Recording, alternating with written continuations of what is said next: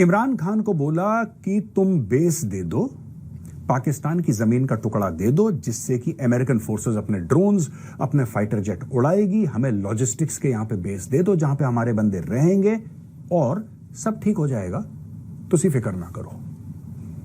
यह message American ने इमरान खान को दिया। इमरान खान ने अमेरिकन को बोला एब्सोल्युटली नॉट, तुम भाग जाओ, मैं तुम्हें 1 इंच जमीन नहीं दूंगा, भागो यहां से। ठीक है, जो इमरान खान से गोरों ने मांगा था वही चीज उन्होंने शेख हसीना से ढाका में मांगी। उन्होंने मिलिट्री बेस मांगे, उन्होंने एयरफील्ड मांगी, और Sheikh Hasina is on record saying कि एक गोरा आदमी आया था और मुझे यह बोलकर गया। शेख हसीना ने कौन था, उसकी आइडेंटिटी जाहिर सी बात है, she was the prime minister of Bangladesh, सब कुछ पता था कौन है, बट उन्होंने कुछ नहीं बोला, सिर्फ ये बोला गोरा आदमी आया था। अब आप सोच लीजिए कहां से आया होगा गोरा आदमी। गोरा आदमी आया और गोरे आदमी ने यह बोला है कि आप हमें मिलिट्री बेस दे दो, आपका चुनाव सब ठीक चला जाएगा, आपको कोई प्रॉब्लम नहीं होगी। पहली सिमिलैरिटी जो शेख हसीना के साथ हुआ और जो इमरान खान के साथ हुआ, पहली similarity, this was the first similarity. ठीक है, अब शेख हसीना को यह बोला गया कि एक तो आप मिलिट्री बेस दे दो, और फिर बोला साहब ये जो एरिया है ना, ये वाला एरिया, ये मैं यहां पे अपने ये पॉइंटर स्टाफ यहां पे रख रहा हूं दोस्तों, ये जो एरिया है ये म्यांमार से मिलता है, ये वाला एरिया। इस एरिया में बांग्लादेश का कुछ इलाका लेके और म्यांमार का कुछ इलाका लेके एक क्रिश्चियन कंट्री बनाएंगे यहां पे। ऐसा मेरा कहना नहीं है, ऐसा शेख हसीना का कहना है, और ये उसने कुछ महीने पहले बोल दिया था। ये अचानक उसने नहीं कि जिस दिन उसका तख्ता पलट हो रहा था उसी दिन उसने बोला, उसने कुछ समय पहले बोल दिया था कि मेरे पास गोरा आया था और गोरे ने ऑफर दिया था। गोरा कौन से देश का था, क्या था, ये सारा का सारा शेख हसीना को पता है। शी डिड नॉट से द नेम। वही गोरा इमरान खान के पास भी गया था 2-2.5-3 साल पहले। ठीक है जी, व्हेन आई से गोरा I don't mean one specific person, मैं किसी एक व्यक्ति विशेष की बात नहीं कर रहा, लेकिन वही हुआ। तो जो पाकिस्तानी जश्न मना रहे हैं कि शेख हसीना की सरकार गिर गई, बॉस तुम लोगों के साथ भी यही हुआ था 3 साल पहले।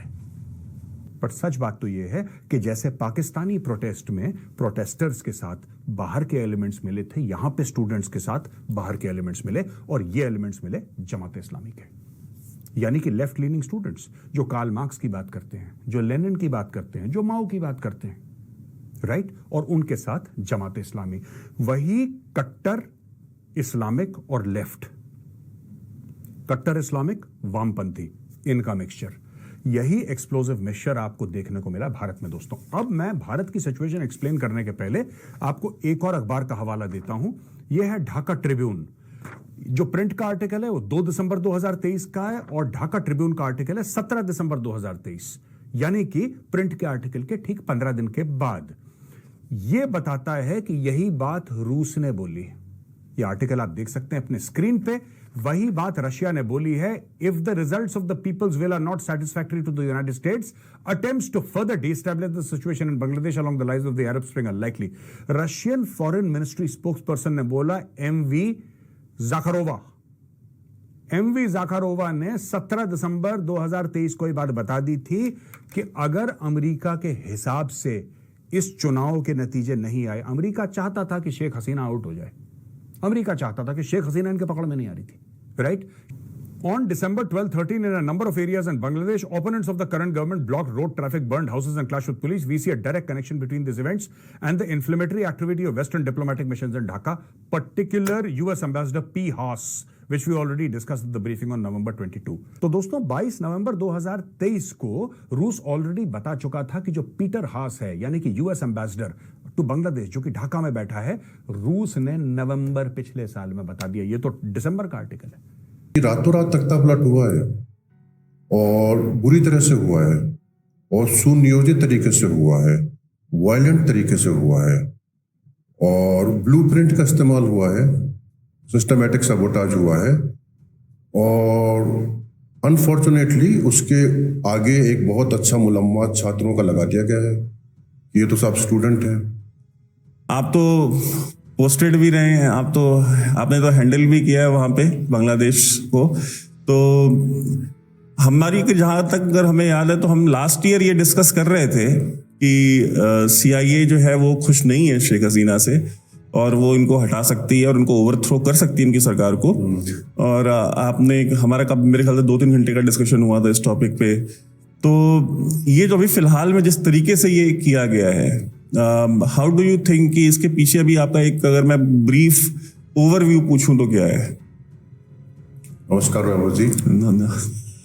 ब्रीफली शेख हसीना ने खुद ने मई में कहा है लोगों से, अपने करीब के लोगों से, कि कोई वाइट मैन उन्हें ऑफर कर रहा है कि अगर आप हमें यहाँ पे हमारा काम कर लेने दें तो आपको आगे कोई राजनीतिक परेशानी नहीं होगी, किसी तरह की चुनावी परेशानी नहीं होगी, will take care of you. White man यानी गोरा आदमी, 5 eyes गोरा आदमी। अब वो शेख हसीना ने, मतलब बीइंग अ सीनियर स्टेट्समैन, उन्होंने बताया नहीं कि वो कौन सा गोरा आदमी है और कहाँ का है। वो गोरा आदमी दरअसल उनसे चाह क्या रहा था? वो उनसे चाह रहा था कि वो चिट्टागोंग हिल ट्रैक्ट और सेंट मार्टिन्स आइलैंड, 2 बहुत स्ट्रेटेजिकली इंपॉर्टेंट लोकेशंस है, वो चाह रहा था कि वहां पे वो गोरों का बेस बन जाए। वो गोरों का बेस इसलिए बन जाए क्योंकि वहां से वो Myanmar, Laos, Cambodia, Indo China जो कॉन्टेक्स्ट है, गोरे लोगों का जो इंडो पैसिफिक एक स्ट्रेटेजिक आउटलुक है, उस स्ट्रेटेजिक आउटलुक में बहुत महत्वपूर्ण था कि बांग्लादेश में ये 2 जगह उनके मिलिट्री बेसिस हो जाए, एक नेवल बेस और एक एयरफोर्स का बेस। शेख हसीना को इस बात का पता था कि वो गोरे लोग इस बेस की आड़ में वहां पे वो गतिविधि करेंगे, जिस गतिविधि के चलते इवेंचुअली वो CST का एक हिस्सा और म्यांमार का एक हिस्सा मिला के एक वहां पे नया क्रिश्चियन राज्य बनाएंगे जो इवेंचुअली नागालैंड तक आ सकता है, और वो क्रिश्चियन स्टेट होगी, पूरी एक नई एक क्रिश्चियन स्टेट बनेगी, और वो फिर चाइना पे नजर रखेगी, इंडिया पे नजर रखेगी। ये शेख हसीना को बता दिया गया था, उन्हें पता था इन बातों का। तो उन्होंने मना कर दिया उस गोरे आदमी को, ऐसे तो नहीं करने देंगे हम आपको। ये पहली बात है।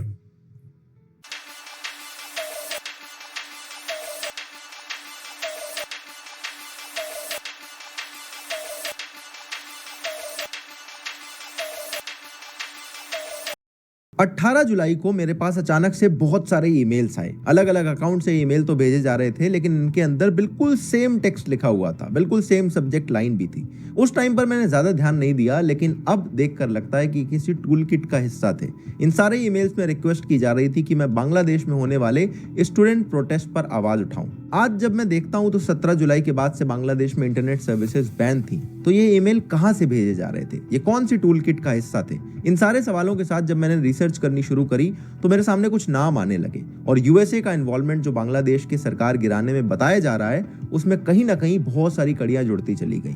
और उन्हीं सब चीजों के बारे में अगले कुछ मिनट में मैं आपको minute by minute, year by year, date by date ऐसा अकाउंट बताऊंगा कि शायद आप भी शॉक्ड रह जाओगे।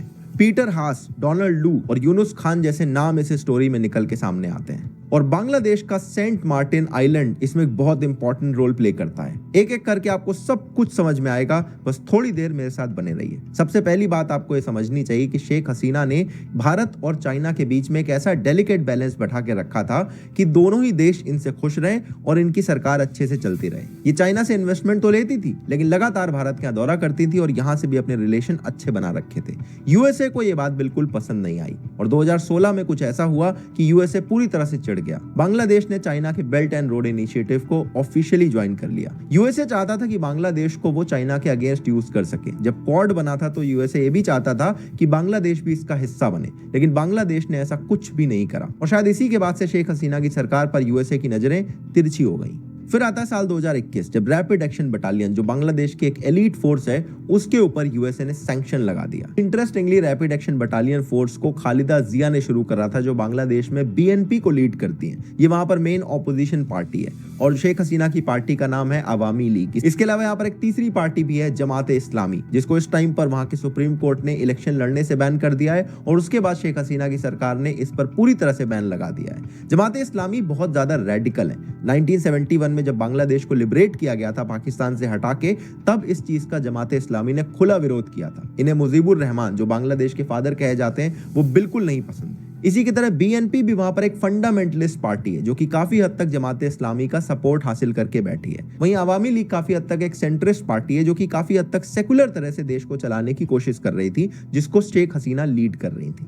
ये सारे नाम और ये सारी पार्टीज और इनकी आइडियोलॉजी समझने की जरूरत है, क्योंकि आगे की स्टोरी में इन्हीं सारी चीजों पर बात होने वाली है। 2021 के बाद हम चलते हैं 21 जून 2023, जब शेख हसीना ने खुलेआम कह दिया कि यूएसए हमारे यहाँ का एक आइलैंड चाहता है और उस पर अपना नेवल बेस बनाना चाहता है, लेकिन मैं कभी भी इस आइलैंड को बेचने के लिए तैयार नहीं होंगी। लेकिन ये कहती है कि हमारी राइवल पार्टी बीएनपी खुलेआम इस आइलैंड को यूएस को बेचने के लिए तैयार बैठी है। अगर ये कभी पावर में आते हैं तो ये आइलैंड तुरंत यूएस के हाथों में बेच देंगे। यूएस ने क्लियरली इस बात को डिनाई कर दिया कि ऐसी कोई बात नहीं है, हम ये आइलैंड नहीं लेना चाहते हैं। और आगे आप इस वीडियो में देखोगे यूएस कई सारी चीजों को डिनाई करता है, लेकिन जिस तरह से चीजें बांग्लादेश में अनफोल्ड हुई, ऐसा लगता है कि यूएस के डिनायल में उतना दम नहीं है जितना इन सारे क्लेम्स में दम नजर आता है। उन सारे क्लेम्स पर भी जाएंगे, लेकिन पहले समझते हैं आइलैंड क्या है। सेंट मार्टिन आइलैंड इसका नाम है। 1900 में ये ब्रिटिश इंडिया का पार्ट हुआ करता था। 1947 के पार्टीशन के बाद ईस्ट पाकिस्तान को ये आइलैंड मिल गया, और जब ईस्ट पाकिस्तान से 1971 में लिबरेट होकर बांग्लादेश बना, तब भी ये आइलैंड इसी का ही पार्ट था। लेकिन म्यांमार भी लगातार इस आइलैंड पर क्लेम करता रहा है। इवेंचुअली 1974 में म्यांमार और बांग्लादेश के बीच में एक समझौता होता है, जिसमें बात क्लियर हो जाती है कि भैया ये आइलैंड बांग्लादेश का है और उन्हीं का इस पर पूरी तरह से हक है। इस टाइम तक बांग्लादेश को आजादी दिलाने वाले शेख मुजीबुर रहमान जिंदा थे,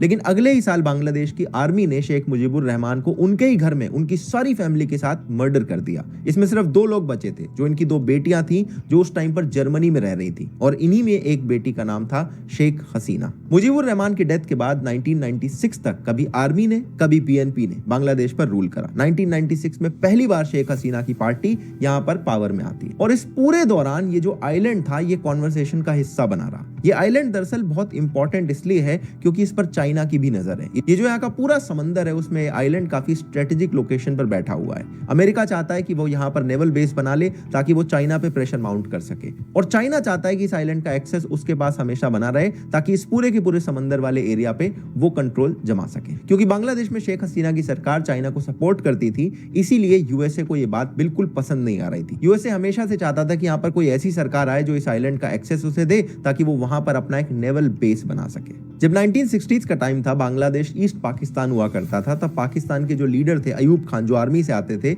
इनके ऊपर बहुत सारी खबरें उड़ी थी कि यूएसए को इस आइलैंड को बेचने के लिए तैयार हो गए। खैर उस टाइम पर ये ऐसा नहीं कर पाए। फिर मुजीबुर रहमान की डेथ के बाद 1977 से 1990s तक बहुत बार ये खबर उड़ी कि कभी बीएनपी इस आइलैंड को बेचने को तैयार हो गई है, कभी बांग्लादेश की आर्मी ये आइलैंड बेचने को तैयार हो गई है और यूएसए इस पर कंट्रोल कर लेगा। लेकिन फॉर्चुनेटली बांग्लादेश के लिए ऐसा कभी हो नहीं पाया, और शेख हसीना भी इस बात को लेकर बिल्कुल क्लियर थी कि इस आइलैंड पर वो कभी भी यूएस का कंट्रोल नहीं होने देंगी। लेकिन इस आइलैंड पर सिर्फ बांग्लादेश अधिकार नहीं दिखाता है, म्यांमार भी कभी कभी अपना अधिकार दिखाता है। जब 2021 में म्यांमार के अंदर आर्मी का रूल आया, उसके बाद से इस आइलैंड पर उसने बमबारी करनी शुरू कर दी। बांग्लादेश का एक्सेस यहां से काटना शुरू कर दिया। बांग्लादेश अपने शिप भेजता था तो बम गिरा देते थे, और इस तरह से इस आइलैंड पर जो विवाद था वो और बढ़ने लगा। कई लोग कहते हैं कि सारी चीजों को पीछे से बैठकर यूएस फ्यूल कर रहा था ताकि अगर उसे कंट्रोल ना मिल पाए तो बांग्लादेश का भी कंट्रोल इस आइलैंड पर वीक होता चला जाए। तो हम अपनी कहानी में थे जून 2023 में, जब शेख हसीना कहती हैं कि बीएनपी इस आइलैंड को बेचने के लिए तैयार बैठी है। फिर आता है सितंबर 2023, जब अचानक से यूएस उठ के कहता है कि बांग्लादेश के बहुत सारे पॉलिटिशियंस और यहाँ के जो लीडर्स हैं वो इलेक्शन अच्छे से नहीं करवाते और हम इन पर सैंक्शन लगाते हैं। कोइंसिडेंटली उसी टाइम पर शेख हसीना यूएन की एक मीटिंग के लिए यूएसए में ही विजिट कर रही थी, और यूएसए ने जिन लोगों पर सैंक्शन लगाए थे उसमें ज्यादातर लोग शेख हसीना की पार्टी से थे, और ये टाइमिंग यूएस ने बड़े स्पेसिफिकली देख के डिसाइड करी थी, क्योंकि वो यूएस को विजिट कर रही थी और ऐसे में सैंक्शन आना मतलब शेख हसीना की पूरे ग्लोबल लेवल पर एक बेइज्जती करवाने जैसी बात थी। यूएसए का कहना था कि उनके एक्शन तो बस इसलिए हैं ताकि free and fair election Bangladesh में हो सके, लेकिन ध्यान से सोच के देखो, पाकिस्तान में भी इलेक्शन करवाए गए और इतने सालों से करवाए जा रहे हैं। पूरी तरह से आर्मी वहां के इलेक्शन को रिग करके रखती है। यूएसए को इस बात से कोई दिक्कत नहीं आती। अगर आप कहते हो कि डिक्टेटरशिप से यूएसए को प्रॉब्लम है, तो आप मुस्लिम वर्ल्ड की बड़ी बड़ी कंट्रीज को देखो। सऊदी अरेबिया में प्रिंस हैं, बहुत सारी कंट्रीज में डिक्टेटर्स बैठे हुए हैं, लेकिन यूएसए का रिलेशन उन सारी कंट्रीज के साथ बहुत अच्छा है। तो ये बड़ा सरप्राइजिंग था कि एक छोटी सी एशियन कंट्री में फ्री एंड फेयर इलेक्शन करवाने के लिए यूएस इतना ज्यादा उतावला क्यों हो रहा है। और जब आप इस आइलैंड की कहानी और इसके पीछे की जो बातें मैंने बताई, जब आप ये सब सुनते हो तो आपको समझ में आता है कि कहीं ना कहीं यूएसए का यहां पर एक बहुत बड़ा इंटरेस्ट छिपा हुआ था। वो चाहता था कि बीएनपी पार्टी जीते ताकि इस आइलैंड पर उसका कंट्रोल बढ़ सके। अभी हम सितंबर 2023 में, इसके बाद आता है नवंबर 2023, जब बांग्लादेश के लोकल न्यूज़पेपर में खबर छपती है। इसमें कहा जाता है कि 3 नवंबर तक का टाइम यूएस ने शेख हसीना को दिया है। अगर शेख हसीना इस टाइम तक अपनी पावर को नहीं छोड़ देती है तो इनको इसके कॉन्सिक्वेंसेस झेलने पड़ेंगे। यूएसए ने एक बार फिर से इस पूरी की पूरी खबर को डिनाई कर दिया। लेकिन अब जो कुछ भी शेख हसीना के साथ बांग्लादेश में हुआ है, वो देख के कहीं ना कहीं लगता है कि वो जो लोकल न्यूज़पेपर छाप रहा था उसमें कुछ सच्चाई जरूर थी। हम नवंबर 2023 में खड़े हैं। जनवरी 2024 में बांग्लादेश के अंदर इलेक्शन होने वाले थे और ऐसे में यूएस ने क्या करा, यूएस ने अपने बहुत सारे ऑफिशियल्स भेजे जो इनकी की ऑपोजिशन पार्टी यानी बीएनपी से जाकर मीटिंग करते हैं। There were reports before elections that American diplomats have been talking not just to the opposition but to Jamaat. ये बहुत अजीब था कि एक बाहर की कंट्री इलेक्शन से थोड़े महीने पहले की ऑपोजिशन पार्टी से जाकर मीटिंग कर रही है। लेकिन उससे भी ज्यादा अजीब ये था कि यूएस के ऑफिशियल्स जमाते इस्लामी से भी जाकर मिलते हैं। But to talk to BNP is one thing, to talk to the Jamaat is quite another, because you know from 71 the bloody history of Bangladesh, what the Jamaat did, and they did not in fact want Bangladesh to be born at all. Jamaat Islami एक ऐसी organisation है जिसको बांग्लादेश के supreme court ने clearly मना करा था कि ये इलेक्शन में पार्टिसिपेट नहीं कर सकती। बाद में जमात इस्लामी को बांग्लादेश में बैन भी कर दिया गया है। जमात इस्लामी ने 1971 में बांग्लादेश की फ्रीडम का अपोज करा था। मुजीबुर रहमान जो बांग्लादेश के फादर कहे जाते हैं, जिनकी नोट पर जिनकी फोटो है, उनको ये क्लियरली हेट करते हैं। और ऐसे लोगों से यूएसए इलेक्शन के 2-3 महीने पहले जाकर मीटिंग कर रहा था। फिर आता है इलेक्शन का टाइम, जनवरी 2024, बांग्लादेश में इलेक्शन होते हैं। बीएनपी इसमें पार्टिसिपेट करने से मना कर देती है। Jamaat Islami already supreme court के द्वारा मना की जा चुकी थी। तो ऑलमोस्ट एक तरफा इलेक्शन होते हैं और शेख हसीना ये इलेक्शन जीत जाती है। और इसके बाद बांग्लादेश के अंदर रेजिम चेंज का जो पूरा ऑपरेशन है वो और तेजी पकड़ लेता है। डोनाल्ड लू एक यूएसए के डिप्लोमेट हैं जो इसके बाद बांग्लादेश में 3 बार विजिट करते हैं। इनकी आखिरी विजिट 15-20 मई के आसपास की थी और बांग्लादेश में जाकर ये बार बार कहते हैं कि हम तो अच्छे रिलेशन बनाना चाहते हैं, हम तो इंश्योर करना चाहते हैं कि फ्री एंड फेयर इलेक्शन हो। लेकिन इनकी लास्ट विजिट की जस्ट बाद क्या होता है, बांग्लादेश के फॉर्मर आर्मी चीफ के ऊपर यूएसए सैंक्शंस लगा देता है। डोनाल्ड लू अपने आप में बड़े इंटरेस्टिंग कैरेक्टर हैं। ये साउथ ईस्ट एशिया की बहुत सारी कंट्रीज में जा जाकर यूएसए की तरफ से अपनी बातचीत रखते हैं। और जब पाकिस्तान में इलेक्शन होने वाले थे तो इनके ऊपर साफ एक्यूजेशन लगे थे कि इन्होंने कहा है कि इमरान खान को पावर से बाहर रखो वरना यूएसए पाकिस्तान को सपोर्ट नहीं करेगा। तो एक ऐसा इंसान जो क्लियरली पाकिस्तान के इलेक्शन में मेडलिंग कर चुका है, वहां पर रेजिम चेंज की बातें कर चुका है, ऐसा आदमी बांग्लादेश में इलेक्शन होने के बाद 3 बार विजिट करता है। इनकी तीसरी विजिट के बाद मई के महीने के आखिरी दिनों में शेख हसीना ने खुलेआम कहा कि एक वाइट क्रिश्चियन कंट्री है जो बांग्लादेश के अंदर 2 चीजें चाहती है। एक तो वो एक आइलैंड पर अपना नेवल बेस बनाना चाहता है, दूसरा वो भारत, म्यांमार और बांग्लादेश के बीच में कुछ राज्यों को काटकर एक नई क्रिश्चियन कंट्री बनाना चाहता है और ऐसा मैं क्लियरली नहीं होने दूंगी। ये बात 27 मई के आसपास की है। शेख हसीना ने यह भी कहा कि जो व्हाइट क्रिश्चियन कंट्री है ये मेरी सरकार को गिराने की पूरी तैयारी कर रही है और उसके बाद बीएनपी और जमात के लोग यहां पर पावर में आ जाएंगे। अब बहुत क्लियर सी बात थी कि बिना नाम लिए शेख हसीना यूएसए की तरफ इशारा कर रही थी। तब उनकी बातों को यूएसए ने और बाकी लोगों ने रिजेक्ट कर दिया, लेकिन अब देख के लगता है कि शेख हसीना ने जो कुछ भी अभी हो रहा है वो क्लियरली मई के महीने में प्रेडिक्ट कर लिया था। इसके बाद आता है जून का महीना। 5 जून के आसपास बांग्लादेश का हाई कोर्ट एक आदेश निकालता है जिसमें वो कहता है कि जो 1971 में लिबरेशन वॉर में शामिल थे उनके जो फैमिली वाले हैं उनको 30% रिजर्वेशन जॉब्स में दिया जाएगा। स्टूडेंट इसके अगेंस्ट प्रोटेस्ट करते हैं तो शेख हसीना सुप्रीम कोर्ट में जाती हैं और ये कहती हैं कि इस डिसीजन को बदल दिया जाए। लेकिन ये प्रोटेस्ट बहुत तेजी से वायलेंट हो जाते हैं। 17 जून को इतनी ज्यादा वायलेंस हो जाती है कि उसके बाद देश में इंटरनेट की सर्विसेज बंद कर दी जाती हैं। और फिर 18 जून को जो मैंने आपको ईमेल दिखाए थे वो लगातार मेरे पास आए। मैं अज्यूम कर रहा हूं कि ऐसे ईमेल और ऐसी टूल किट्स के थ्रू बहुत सारे यूट्यूबर्स और लोगों को अप्रोच किया गया होगा। तो यहाँ पर क्लियरली पीछे से बैठकर कोई इन सारी चीजों को ऑर्केस्ट्रेट कर रहा था। जो लोग बताते हैं सिंपल स्टूडेंट प्रोटेस्ट था, मैं इस बात को मानने से क्लियरली इनकार करता हूं। लेकिन 17 जून के जस्ट 4 दिन बाद कुछ बड़ी इंटरेस्टिंग सी चीज होती है। सुप्रीम कोर्ट बांग्लादेश की सरकार की बात सुन लेता है और जो रिजर्वेशन पर हाई कोर्ट ने रूलिंग दी थी उसको पलट देता है। मतलब कि स्टूडेंट जो डिमांड कर रहे थे वो पूरी तरह से एक्सेप्ट हो जाती है और ये चीज 21 जुलाई को होती है। तो इसके बाद स्टूडेंट का प्रोटेस्ट करने का कोई पॉइंट नहीं बनता था, तो स्टूडेंट भी प्रोटेस्ट लेकर अपना वापस चले जाते हैं। लेकिन इसके 4 दिन बाद कुछ और इंटरेस्टिंग चीज होती है। एक नया नाम यहाँ पर आएगा, पीटर हास। ये बांग्लादेश के अंदर यूएसए की तरफ से एम्बेसडर हैं। ये एम्बेसडर 2021 में अपॉइंट हुए थे और अचानक से 25 जुलाई 2024 को ये बांग्लादेश छोड़कर चले जाते हैं और इसके अगले 10 दिनों के अंदर बांग्लादेश में सरकार गिर जाती है। तो 25 जुलाई को पीटर हास को क्या पता था कि अचानक से उन्होंने बांग्लादेश छोड़ने का डिसीजन लिया और इनके छोड़ने के सिर्फ 2 दिनों बाद 27 जुलाई को एक बार फिर से बांग्लादेश में प्रोटेस्ट शुरू होते हैं। जब 21 जुलाई को स्टूडेंट की मांगे मान ली गई थी तो 27 जुलाई की प्रोटेस्ट क्यों हुए?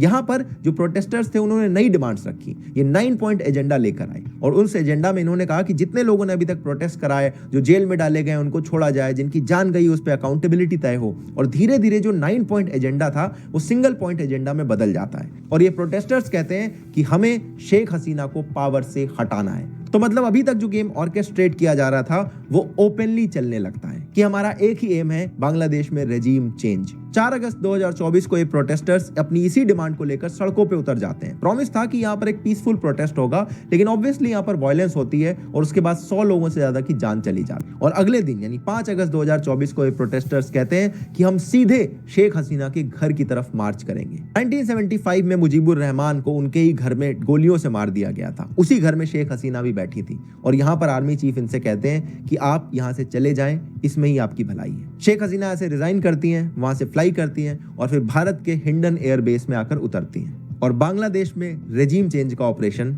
सक्सेसफुल हो जाता है। लेकिन ये पीटर हास की बात मैंने आपको क्यों बताई? क्योंकि पीटर हास बड़े इंटरेस्टिंग कैरेक्टर है। बांग्लादेश की ऑपोजिशन पार्टी यानी बीएनपी के लीडर इन्हें कहते हैं कि अवतार हैं, ये भगवान स्वरूप हैं जो हमें बचाने के लिए आए हैं। आप हिस्ट्री में जाकर देख लो, किसी भी कंट्री के अंदर किसी दूसरी कंट्री के एम्बेसडर को किसी पॉलिटिकल पार्टी ने भगवान तो नहीं कहा होगा। इसका मतलब पीटर हास और बांग्लादेश की ऑपोजिशन पार्टी के बीच में कुछ तो ऐसी बातें थी और कुछ तो ऐसे रिलेशन थे जो एक नॉर्मल कंट्री के एम्बेसडर और ऑपोजिशन पार्टी के बीच में नहीं देखे जाते हैं। और शेख हसीना जब अपने देश को छोड़कर भारत में आई तो पहले खबर यह थी कि ये यूके जाएंगी और वहां पर असाइलम की डिमांड करेंगी। ऐसा इसलिए क्योंकि इनकी जो बहन है उनके पास यूके की सिटीजनशिप है, लेकिन यूके ने इन्हें असाइलम देने से मना कर दिया। इसके अलावा यूएस ने क्या करा? इन्होंने शेख हसीना के वीजा को बैन कर दिया, मतलब अब ये यूएस में एंटर भी नहीं कर सकती हैं। वैसे आपको पता है यूएस और कनाडा में कौन लोग रहते हैं? मुजीबुर रहमान के जो किलर्स थे जिनको बांग्लादेश अरेस्ट नहीं कर पाया था, उन्होंने यूएस और कनाडा में जाकर शरण ली थी और आज के दिन तक वो वहां पर रहते हैं। यानी बांग्लादेश के फादर ऑफ द नेशन कहे जाने वाले मुजीबुर रहमान, जिनकी नोट पे फोटो छपी हुई है,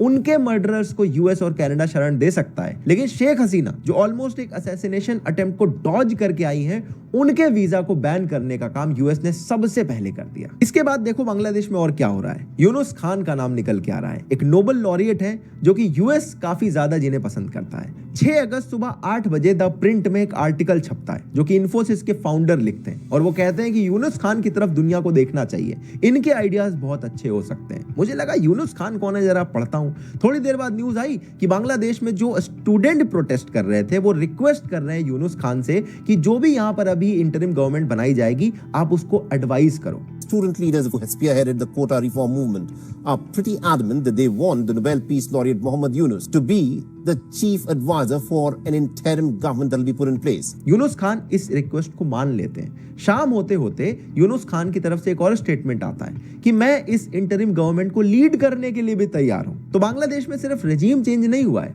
ऑलरेडी वो इंसान भी तैयार है जो अब इंटरिम गवर्नमेंट को लीड करेगा, जिसको नोबेल प्राइज मिल चुका है और जो शेख हसीना की पार्टी को बिल्कुल पसंद नहीं करता है। अगर इन शॉर्ट में देखें तो क्या हुआ है, एक ऐसा नेशन जिसको कहा जा रहा था कि भारत से भी ज्यादा पर कैपिटा इनकम है, जीडीपी तेजी से बढ़ रही है, उसको 1 मिनट में खत्म कर दिया गया है। Hasina has fled the country.